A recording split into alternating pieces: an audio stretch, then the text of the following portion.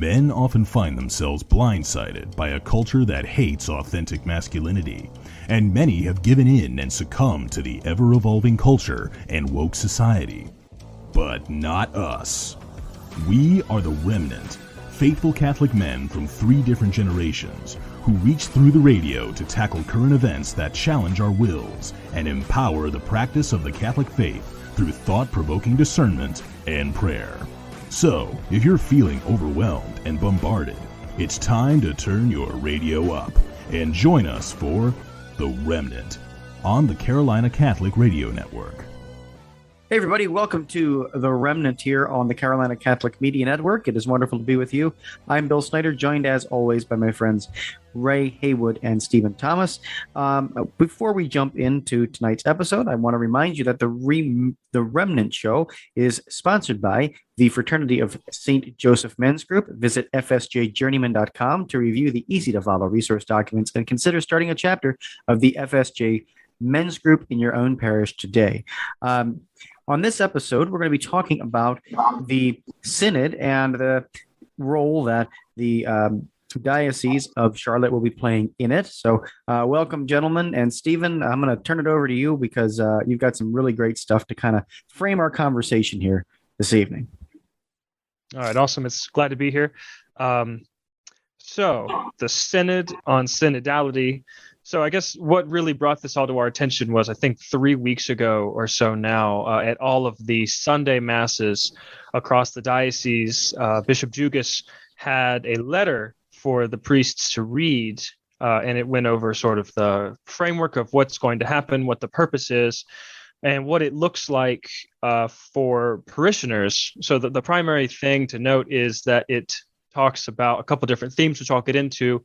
But to just lay the concrete framework, it has town hall styled meetings worked into it where each faith community, be it a monastery or a convent or a parish or anything that fits those categories, is going to have its own town hall style meeting. And to coordinate this, the bishop has nominated Professor Alessandro Ravati of Belmont Abbey College, who is going to work his way around through these communities and help coordinate and guide the purpose of these meetings. So I'll kind of get into the meat of it here and read some excerpts of it, which I think will summarize, and then I'll give you some of my thinking on it preliminarily.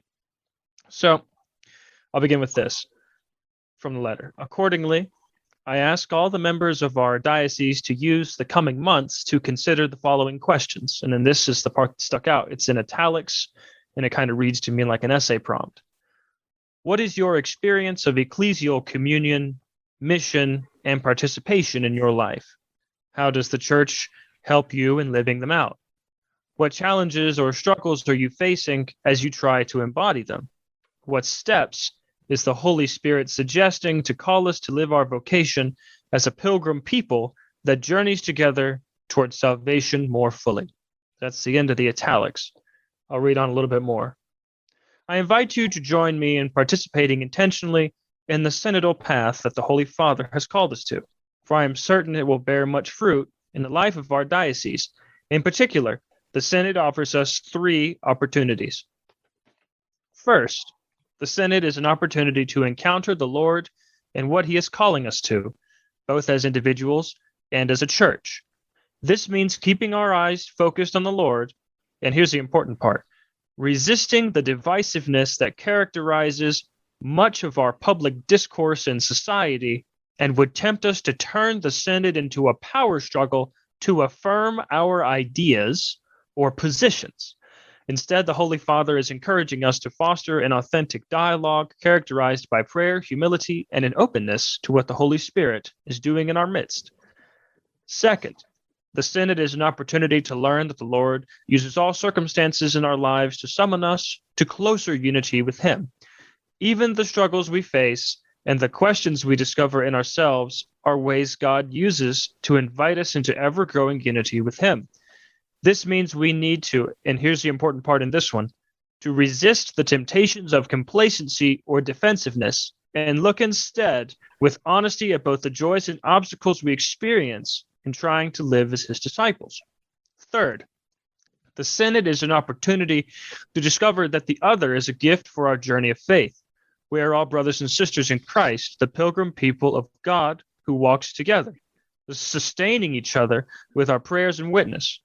This means resisting the culture of enmity that reduces the other to the sum total of things we disagree about, or lets political ideologies or disagreements completely determine how we look at each other and the world. So I'll conclude there for now. So my thinking on this is that His Excellency wants to emphasize productive dialogue. And I think he does pretty well at saying, this is what we're going to do. Here's what I want to avoid. Point 1 has that. Point 2 has that. Point 3 has that. We have a tendency in our culture to devolve civil discourse into ad hominem attacks and incendiary mudslinging. And you see that all over secular media. And that's sort of my read on the general decorum that characterizes American media today. Listen, we are Catholics, and we must be, and we are called to be better than that. We can't allow this disease that permeates the secular mindset to infect the discourse of our people as we articulate charting the course for our communities during this time of dialogue. This means openness to being critiqued without becoming defensive, and embracing a true spirit of humility even when we are convicted that we are right. That doesn't mean we need to just rub it in the opposing views' faces. The Catholic Church is unique in that we have the guarantor of the Holy Spirit that ensures the orthodox position will prevail. That's right belief. It is up to us to pray for our leaders and faithfully utilize this opportunity to ensure that our voices are heard as we endeavor together to encourage orthodox positions and encourage a further union based in charity and mutual understanding between the lay faithful and the church leadership. I've been pondering this since the promulgation of this document a few recent weeks, and I've had the pleasure of discussing it in my various groups. And I can understand how some are uneasy and even pessimistic about the future progression of these proceedings and how they'll be interpreted. So if you're feeling that way, this is my advice. Speak. Go and participate. Even if you go and for whatever reason don't feel heard, trust in the fact that the Lord God, your Father, hears you. For this is our belief in God, the Father, that He shall right every wrong and balance every scale at the end. And to me personally, I take a great deal of comfort in that. So my last thought before we open up further into discussion is we can't fall into the fallacy, and well, you could also say this is heresy as well, of indifferentism. That's the belief that no one position on religion, meaning religious belief or religion overall, is any better than the other. In a way, that could be considered a kind of theological nihilism. We are a people of faith, of hope, and charity, created in order to pursue what is true, good, and beautiful. We must not believe the implicit presupposition of indifferentism, that it is not important to address the issues, not important to find what is right, for they must be addressed. For the sake of clarity and unity, if we follow the guidelines put forward by His Excellency the Bishop, we will do our part as lay faithful to encourage and ensure that orthodoxy will prevail in the Synod. Fellows, what do you guys think? I think you did an amazing job laying out this whole process, and I'm really excited for the Diocese of Charlotte to have such a instrumental role from their bishop taking the lead. Here in Milwaukee, that's not, at least I haven't seen it being the case yet, where our bishop is yet to make a public letter, much like you kind of laid out. But I think there's so many things about understanding one another that you mentioned, right? But without losing the orthodoxy of the faith, that is really so needed at this time. You mentioned the media too, right? You mentioned how divisive the media is, and all that the world wants to do. And Ray, this is in one of your books about the wedges of the world, right? This is how they just try to put the wedges in between our fellow man, right? They don't want unity. And so this is something now I do think the Synod on Synodality is kind of like a meeting on, a meeting for meetings. You know what I mean? It's like, when you hear that, you're like, hey, wait a minute, what is this really all about? But I think it's about creating a community, right? This community that can move forward in truth and in charity and love. And so I'm really excited to see where the global church takes it, and certainly excited for the Diocese of Charlotte that you have a wonderful leader who is you're leading the charge there, and Bishop Jugas. Yeah, I hope that it gets people more invested, active participation, and all that. It's hard for people to feel invested when they don't feel that they play a part. And of course, like, the church has a hierarchy, and we need to respect that. But what occurs to me when you were laying out what you were saying was that I think this might be a way of a vehicle of catechesis, ultimately. That it's a way to get people invested and give them an insight into why things are what they are. Because I think there's been such a catechetical collapse in this country that has gone hand in hand with the demographic collapse of Catholic numbers. And if you look at that, like I look at places like the Pillar, and you can look at why do people leave? Because they think that it's not important. Well, guess what? We've been invited into a important event. This is a big deal, and we are going to participate in it. He invites all members to participate in these town halls, and they'll matter. Yeah. So we have this opportunity that we have to utilize. Absolutely. Yes. And when I think about the things that you brought into the conversation, Stephen, I could tell you what I wrote down. I was taking notes, and the things that jumped out at me, being older, I see these opportunities, but I also look at the challenges ahead. So town hall, right? Then I hear productive, then I hear critique, then I hear speak. These things don't go well together, And then I hear about, as you go on, and you place it out so well for us, because then you go into right belief. And then when I hear right belief, I think to myself, okay, well, how is right belief going to come into play when we have so many adolescent Catholics who are stuck in situational truth? They don't understand what objective truth is. Now, I'm not spinning a negative spin onto this. Mm-hmm. What I'm trying to do is to bring into view for the older men, for when our younger parts, our counterparts, our younger Catholics come at us in a negative way because they don't understand what's being presented here. They actually just step closer to, like, when they want to find something, they Google it. First thing that pops up, that's what they come with. So there's not the depth there.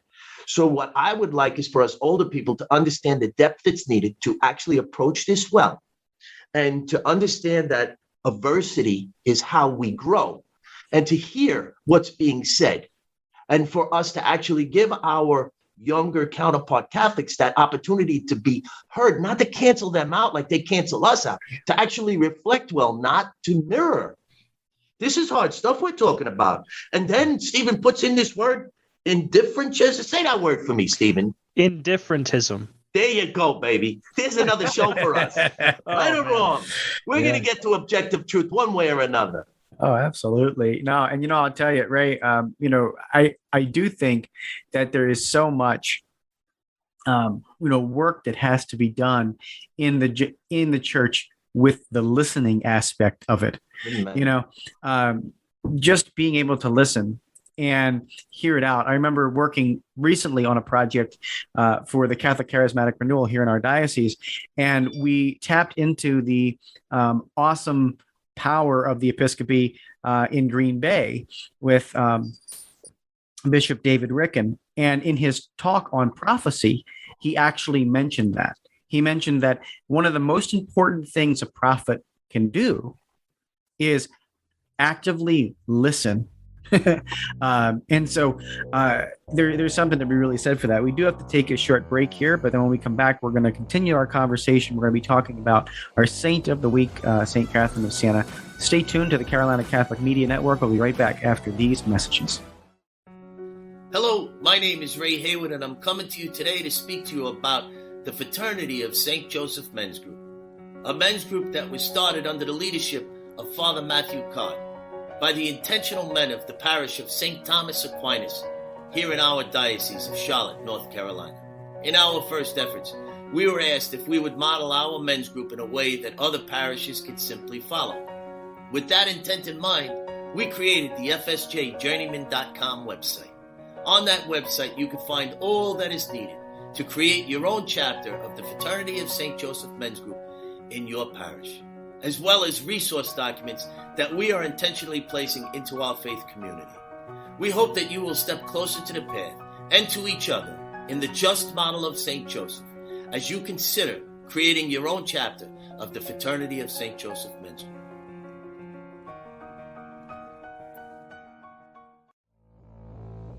Welcome back to The Remnant on the Carolina Catholic Radio Network. All right, guys, welcome back to The Remnant. So we're going to hit you with our Saint of the Week this week, St. Catherine of Siena. So if you know anything about her, you probably can take a guess as to why we picked her. So she is a church mystic, but she also had quite the political life.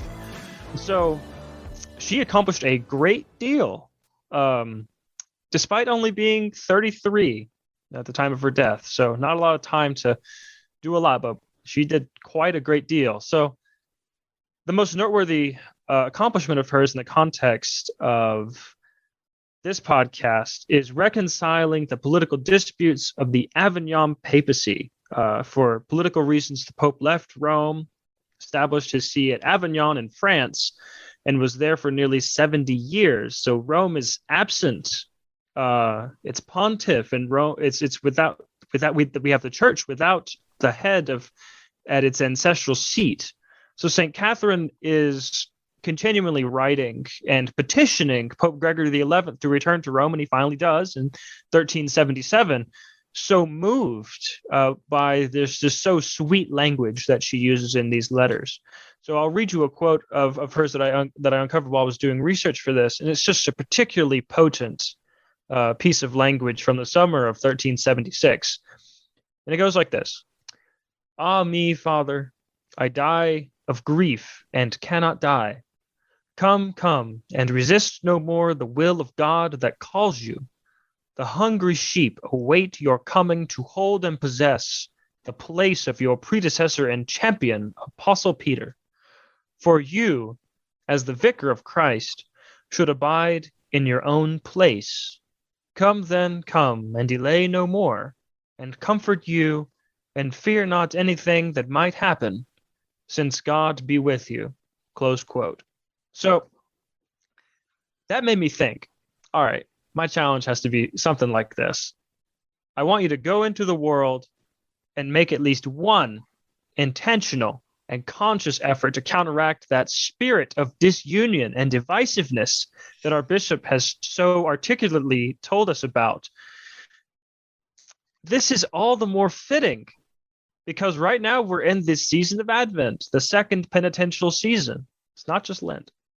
Perhaps this may entail something like deleting Twitter or Facebook until after Christmas. See, I deleted Facebook, and that was tough. By now, I bet you're already thinking, I have that one thing that I know I ought to give up. And when Stephen says it, I know I need to do it. So that's the social trap, you know. That's what society lays the pit for us to fall into, and we're scrolling and we find something, we're mad about it, or we're like, oh, it's silly, you know. It's the sensationalism culture. So what I want you to remember is that the world will go on and you will be just fine if you don't know about the latest news story or controversial post that one relative you have puts on their Facebook feed. So I invite you, try this out, and you might find that there are benefits. I know that it has for me. I remember I was eating dinner with my fiance and my future father-in-law, and he mentioned something, and I was like, wait a minute, I haven't heard about this. It happened today? Because normally I'm all on top of it. And I was like, this is actually almost gratifying in a way, because I had not gotten into that sensationalism as much that day. And that's a small win. So I invite you to start the path of small wins. What you guys think? Okay, so I had a really good experience with my son Nicholas today, actually. So I was preparing for this saint of ours, Saint Catherine of Siena, but I had some things in mind. But then on our way out to do the rosary in the Irish pub that we go to, Stephen, you're aware of that, right?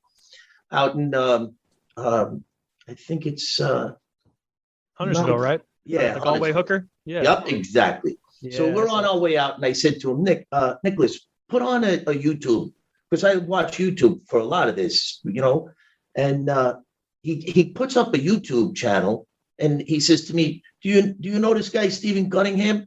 So Steve, do you know who Stephen is? Yeah. So he runs the Sensus Fidelium Apostolate. So I see him fairly often at the Extraordinary Form Mass on Sundays. So I know that he has quite a following. Occasionally, I listen to his stuff. It's pretty deep theology. So if you see him at 6:00 on Saturday when we go to the ReMENant Mass, would you point him out to me? Because I want to actually meet him. Absolutely. So him and I are in the car, and he turns this channel on, and then he puts on what he just posted back on April 30th on St. Catherine of Siena. And don't you know, it's Father Christian that's sharing this with us, right? So Father Christian, I love him like he's my brother, and then he says to me, Dad, you can't mention it's Father Christian. I said, what are you talking about? He says, well, look in the show description. It doesn't say his name because our spiritual fathers, they don't want to be known for this. They do it humbly.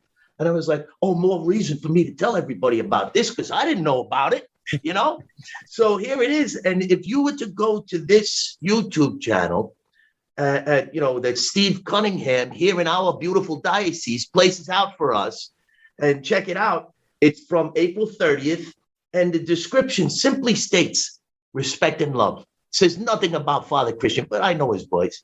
I love him. So anyhow, it goes on to explain to us that she came from a well-known family, and she had 25 siblings. Could you imagine? And oh, no. It's amazing. And then, she lived only to 33 years old, like Stephen had said, and it was during the Black Plague, and she was known for visiting the sick. Maybe that's why she died at 33. She was visiting this. Who knows? All right. So, and then he goes on to state that popes would summon her for advice, and that she would preach to cardinals, and that she always spoke of judgment and mercy. And she was actually known for casting out demons. And what Father Christian says is that she was so filled with the Trinity that this was unheard of as a woman back then, but she would literally cast out demons. Think about this. Talk about expectant faith. That's beautiful.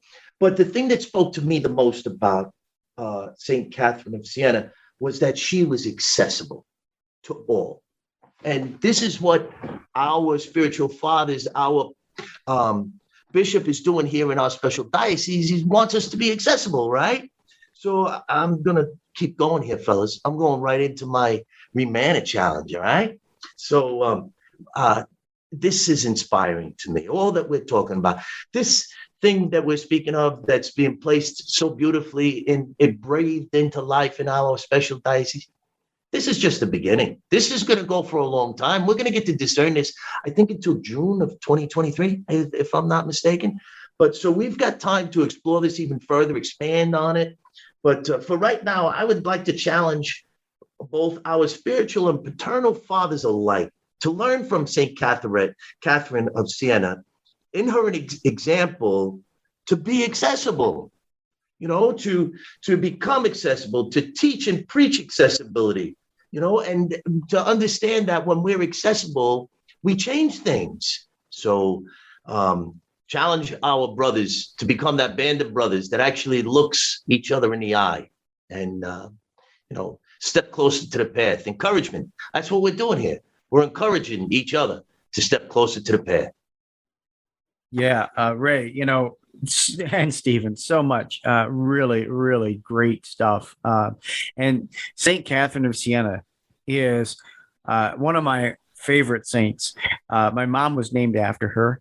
That's where she gets her namesake. And so, but just because she is a mystic, And I think because she, is also had a seraphic love, a very, very, very close to the heart of God type of love, that I just loved her. And so a few years back during Lent, I made it a point for me to actually read her dialogue. And if you've never read it, it is heady. Like, I think I understand maybe about 5% of what she's saying in the dialogue. It's certainly a book that I have to go back and read again and again and again and again and again. I don't think I'll ever fully understand, how, just because it's so deep, right? But one of the things that stuck with me, and maybe it's because of my love for music, and one of my favorite songs is "Bridge Over Troubled Water." Saint Catherine of Siena really delves into, in the dialogue, in the beginning of the dialogue, she talks about, or her conversation with God, and this is God talking to her, talks about this bridge, that Christ is this bridge.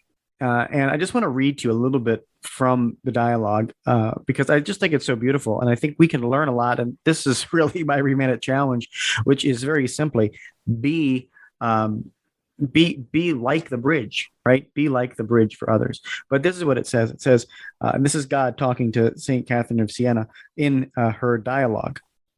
It says this: "I have made a bridge of my word, of my only begotten Son, and this is the truth. I have given you the bridge of my Son, that in order passing across the flood of the tempestuous sea in this life," see, there it is, bridge over troubled water, "you may not be drowned. Look at the bridge of my Son and see the greatness thereof, the height of divinity humbled to the earth and joined with your humanity." It talks about 3 steps in this bridge. The bridge has 3 steps, 2 of which are made with the wood of the cross, and the third still retains the great bitterness he tasted when he was given gall and vinegar to drink. In these 3 steps, you will recognize the 3 states of the soul. On the first step, then, lifting its feet from the affections of the earth, the soul strips itself of vice. On the second, it is filled with love and virtue. And on the third, it tastes peace.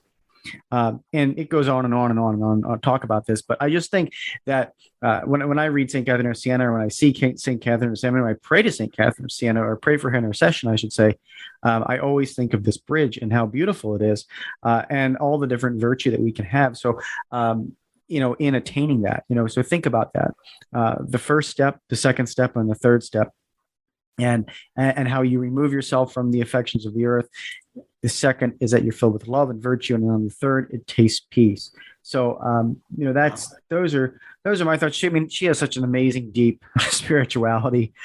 Read the dialogue; you'll get more of it. So I don't know if you have any thoughts on that, guys, but it certainly was awesome being with you guys today. Yes. Absolutely. Yeah, I just say in closing, it's just so profound, the richness of these saints, and it's precisely the theme that I communicate to the kids. It's like Christ is the roadmap and the example, and those of us who walk the way of Christ and imitate him the most perfectly become saints, and they in turn become little Christs, the human roadmap for us to follow, generations and generations of future potential saints. So the encouragement is right there. They have done it. We can do it too. That's what I'd say. Then you think about what Father Christian shares about she was filled with the Trinity and able to cast out demons. Think of that expectant faith, and think of, a woman having that, like, she's obviously filled at that moment in that period of time, during the Black Plague. There was so many things going on around her and she was still filled with those 3 steps that Bill so beautifully brought to us. Yeah. Well, guys, thank you so much, as always. And for all our listeners, follow the ReMENant, like the ReMENant on all of your different Facebook and social media, channels, as we continue to progress through Advent here. Know that we are praying for you during this penitential season. But thank you guys so much for being with me tonight, and to all of our listeners, may God bless you and your families. Good night. Thank you for joining the ReMENant today. For more information about us, email theremnantshow@gmail.com That's the ReMenant show at gmail.com.